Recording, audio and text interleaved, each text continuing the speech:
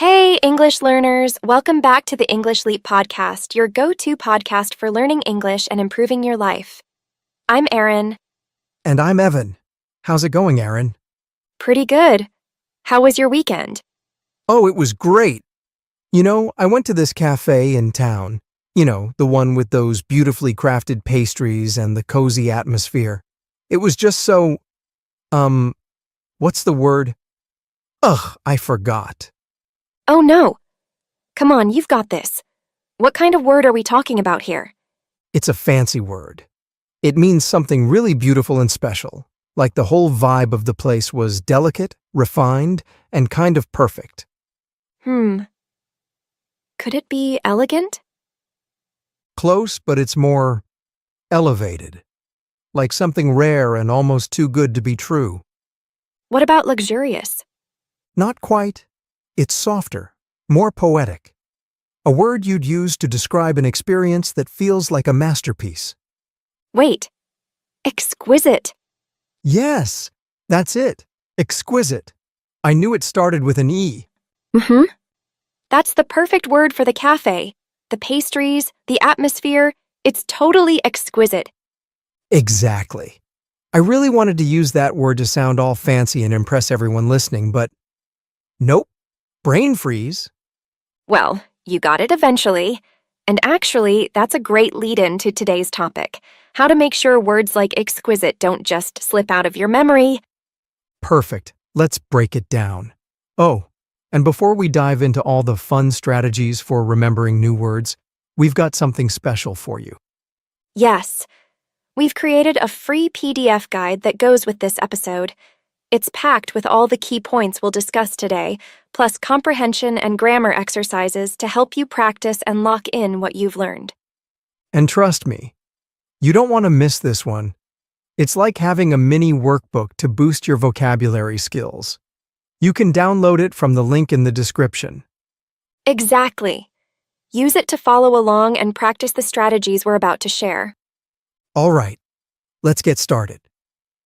First, let's talk about why it's so easy to forget new words and how we can stop that from happening. Well, it's all about how memory works. Think of your brain like a leaky bucket. Every time you learn something new, it gets added to the bucket.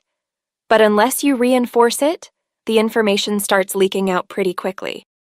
So that's why words seem to disappear just a few days after learning them. Exactly. This is called the forgetting curve. It shows that we forget almost 80% of new information within 24 hours if we don't review it. That's why just reading a word once isn't enough to make it stick. Wow, 80%. So how do we stop the leaking bucket? By using specific strategies to patch the bucket. Let's break them down one by one. Ooh, sounds like we're about to unlock some memory superpowers. The first and most powerful strategy is to make words personal. Our brains are great at remembering things that matter to us, but not so great at holding on to random facts. The trick is to connect each new word to your life in a meaningful way. Totally. I'll never forget the word exquisite because it's linked to that cafe I went to. Every time I think of that place, the word pops right back into my mind. Exactly. I had the same experience with the word nostalgia. When I learned it, I immediately thought of summers at my grandma's house, riding bikes, eating ice cream, and watching the sunset from the porch. Now, every time I hear nostalgia, that memory plays like a movie in my head. That's so smart. So instead of memorizing words mechanically, we should try to create emotional connections or memories around them? Exactly. It turns the word into something personal, which makes it stick much better. Next time you learn a new word, ask yourself, how does this word relate to my life? What personal story or experience could I attach to it? Right? It's like giving each word its own little memory hook. Exactly.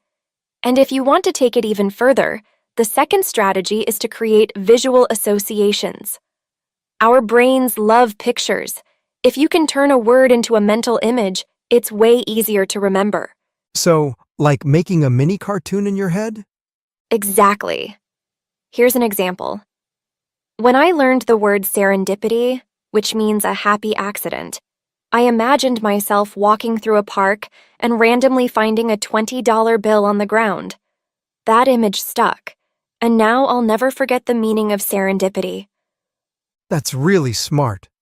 For the word lavish, which means rich or luxurious, I could picture a massive banquet table overflowing with golden plates, exotic fruits, and candles everywhere. Yes, the sillier and more vivid, the better. Another example. When I learned meticulous, which means being very careful and precise, I pictured a jeweler carefully setting tiny diamonds in a ring. It's such a detailed task, and that image helped me lock in the word. Okay, so the key is to create a strong mental picture that's funny, surprising, or super detailed. Got it. And the next strategy is the simplest, but also the most important. Practice, practice, practice.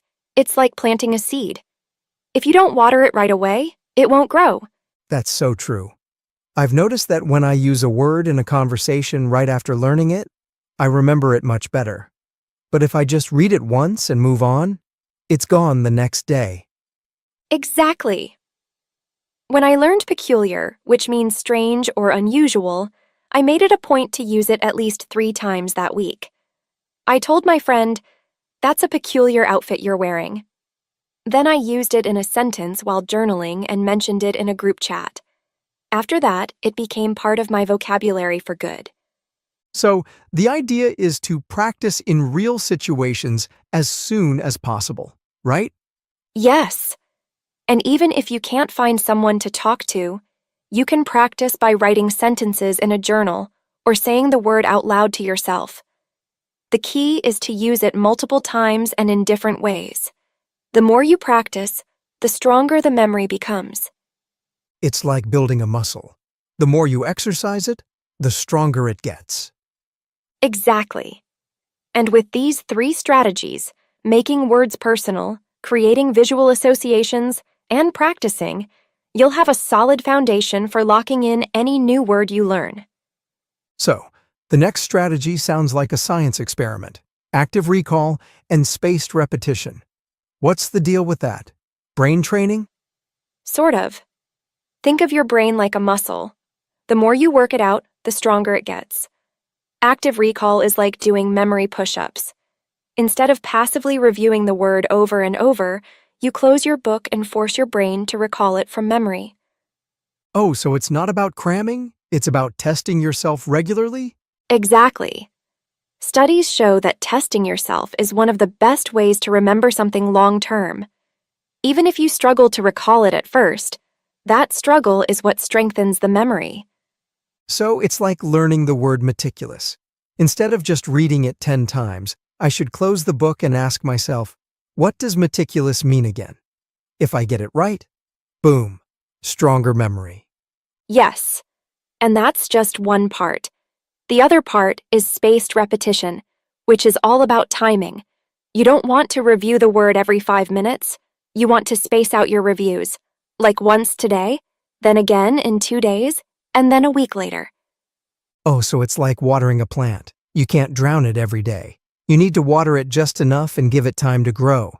Perfect metaphor. Spaced repetition catches your brain right before it's about to forget the word, locking it into your long-term memory. Apps like Anki or Quizlet make this super easy to do. Those apps are lifesavers. It's like having a personal trainer for your memory. Exactly. Next strategy. Learn words in context. This is a big one. Memorizing words in isolation is like trying to remember puzzle pieces without seeing the full picture. Right. It's like trying to remember random ingredients without knowing what recipe you're making. Exactly. When you learn words in context, you see how they behave in a sentence, and that makes them stick better. Take the word frigid, for example. If you just memorize the definition, extremely cold, you might forget it. But if you see it in a sentence like, "The wind was so frigid it felt like my face turned into an icicle," it paints a vivid picture in your mind. I've been there. That frigid wind is no joke. What about peculiar? It's much easier to remember if you use it in a sentence like, he has a peculiar habit of eating cereal with a fork. Ha ha ha. That's a great example. Context makes words like nostalgic and sophisticated easier to recall because you can connect them to real-life situations, like feeling nostalgic while looking at old photos or describing a friend's fashion style as sophisticated. So the key is to use words in full sentences or stories. That way, they're not just floating around in my brain like loose coins. Exactly. And if you read books or watch TV shows in English, you'll start picking up words naturally in context without even realizing it. Oh, that's a great tip. Totally. And now for my favorite strategy, teaching. If you want to remember a word forever, teach it to someone else. Oh, I've heard that before. Why does it work? Because teaching forces you to explain the word in your own way, which strengthens the memory. Plus, you repeat it multiple times while explaining it, which reinforces it even more. So it's like building a roadmap for the word in your brain. If you're teaching it, you have to take the scenic route, which helps you really understand it. Exactly. Here's an example. When I explained the word flustered to my little cousin, I said, "It's that feeling you get when you're running late and can't find your keys or phone." Now, every time I hear flustered, I think of that chaotic morning scene and remember the word perfectly. That's a good one. I explained charming to my niece by saying, it's like describing someone who's naturally pleasant and makes you smile. Like the barista who always gives me an extra cookie. Ha ha ha. Yes, teaching makes you a better learner and helps someone else too. So, the next time you learn a word, find a friend, sibling, or even your dog and explain it to them. My dog's about to get the vocabulary lesson of his life. Poor dog, he's about to become bilingual. All right, so, to sum up, make words personal, create visual associations, practice often, learn them in context, and teach them to someone else. If you use these strategies, your vocabulary is going to grow faster than my weekend to-do list. Ha ha ha. Exactly. And remember, it's not about learning hundreds of words in one day. It's about making each word stick like glue. Speaking of words, we've used some really interesting ones in today's episode. Right. Some of them were pretty fancy, though. Yep, words like exquisite and meticulous definitely sound impressive, but only if you actually remember how to use them. Exactly. And to make sure you do, we've got Charlotte here to break them down one by one. She'll give you the meanings and examples so you can confidently use them in your own conversations. Take it away, Charlotte. Thanks, Aaron and Evan. Hi, everyone. Let's break down some words from today's episode that you can start using in your daily conversations. Here we go. Exquisite. Meaning, beautiful, elegant, or finely detailed. Example. The restaurant had an exquisite menu filled with gourmet dishes. This word is perfect when you want to describe something truly special, like a beautifully crafted cake or an elegant piece of jewelry. Frigid. Meaning, extremely cold. Example, the weather was so frigid that we had to stay indoors all day. You'll often hear this word when describing harsh weather. It's more intense than just saying cold. Serendipity. Meaning, a happy accident or pleasant surprise. Example, it was pure serendipity that I ran into an old friend at the airport. This is one of my favorite words. It makes any coincidence sound magical. Meticulous. Meaning, extremely careful and precise. Example, she's meticulous about organizing her workspace. If you know someone who pays close attention to every little detail, this is the perfect word to describe them. Peculiar. Meaning, strange or unusual. Example, he has a peculiar habit of eating pizza with a fork. Peculiar can sound a little playful or mysterious. It depends on how you use it. Lavish. Meaning, rich, luxurious, or extravagant. Example, the party was a lavish affair with golden decorations and gourmet food.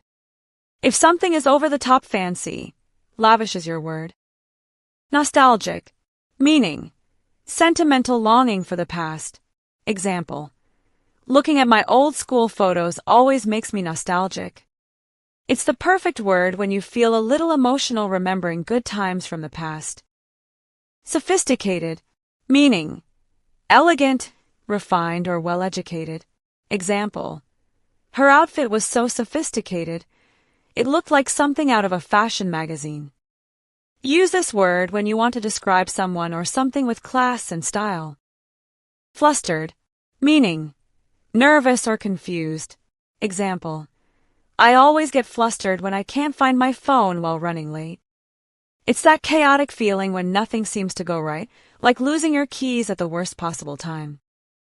Charming, meaning pleasant and attractive. Example: the little bookstore was so charming, I didn't want to leave. This is a sweet word to describe someone or something that makes you smile, like a cozy cafe or a friendly neighbor. And there you have it, 10 fantastic words that you can start using today. Try them out in your conversations and see how many you can remember. Thanks, Charlotte.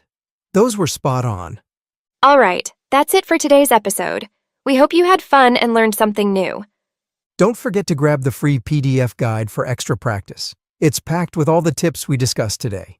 Until next time, keep learning, stay curious, and we'll see you in the next episode of the English Leap podcast.